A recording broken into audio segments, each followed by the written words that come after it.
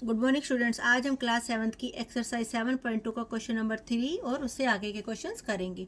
हमारा question number 3 है त्रिभुज ए एम पी सर्वांगसम है त्रिभुज ए एम क्यू के। तो हमारा दिया हुआ है कि वो सर्वांगसम है।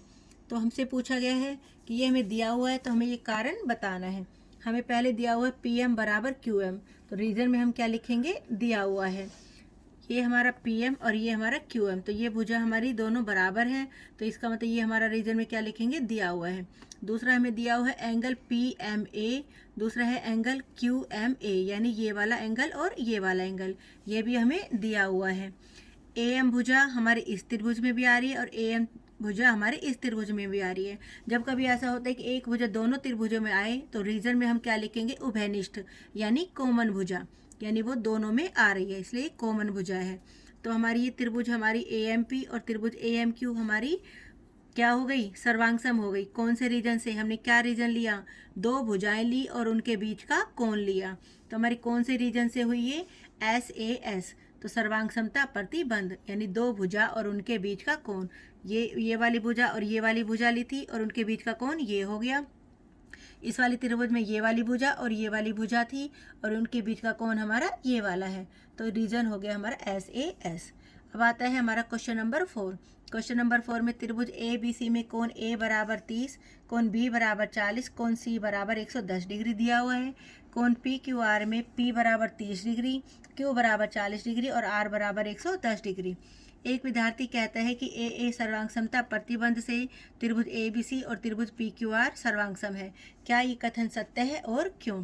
तो ये कथन हमारा सत्य नहीं है, क्योंकि दोनों त्रिभुज हमारी समरूप होंगी, सर्वांगसम नहीं। समरूप का मतलब एक जैसी आकृति, क्योंकि दोनों त्रिभुजों में कोण क्या है, हमारे बिल्कुल एक जैसे हैं। ए आधार पर हमारी जो कोई भी त्रिभुज है वो सर्वांगसम नहीं होती, क्योंकि सर्वांगसमता के लिए हमने 4 नियम पढ़े थे, S S S A S A और आर एच एस, यानी तीनों कोण बराबर हों, इस आधार पर हमारी कोई भी त्रिभुज सर्वांगसम नहीं होती। इसको हम एक उदाहरण के द्वारा भी समझ सकते हैं। ये हमारी त्रिभुज ए बी सी है, ये त्रिभुज हमारी पी क्यू आर है। दोनों त्रिभुजों में हमारे देखो एंगल बिल्कुल सेम है, ये 30 डिग्री, ये 30, ये 40, ये 40, यहाँ पर मैंने 110 डिग्री का लिया है। लेकिन ये दोनों त्रिभुज सर्वांगसम नहीं है। जब इस त्रिभुज के ऊपर मैं इस त्रिभुज को रखूँ या इस त्रिभुज के ऊपर मैं इस त्रिभुज को रखूँ तो क्या ये दूसरे को पूरी तरह से ढक लेंगे? नहीं। ये त्रिभुज हमें देखने में ही कैसी लग रही है, छोटी बड़ी लग रही है। बेशक इनके कोण बराबर हैं, लेकिन इनकी जो भुजाओं के नाप हैं वो क्या है, हमारे अलग अलग हैं। लेकिन हमने सर्वांगसमता के लिए बताया था तीनों कोणों के साथ साथ तीनों भुजाओं के जो माप हैं वो भी क्या होनी चाहिए, बराबर होनी चाहिए। तो दोनों त्रिभुजों में कोण हमारे बराबर है लेकिन भुजाएं नहीं।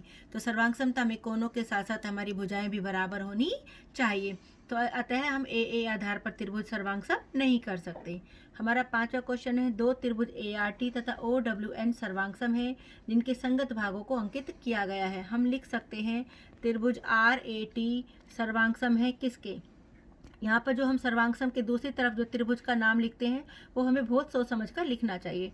अब हमारी त्रिभुज दी हुई है इस तरह से, एक डब्ल्यू ओ एन और दूसरी हमें दी हुई है आर ए और टी। अब हमें ये दिया हुआ है कि आर के साथ, आर ये एक सिंगल निशान है, तो आर के साथ हमारा कौन सा एंगल बराबर है, डब्ल्यू। तो हम सबसे पहले यहाँ पर क्या लिख लेंगे, डब्ल्यू। ए के साथ हमारा कौन सा एंगल बराबर है, ओ। देखो यहाँ पे भी दो निशान है, यहाँ भी दो निशान है, तो ए के साथ हमारा कौन सा एंगल आएगा, ओ।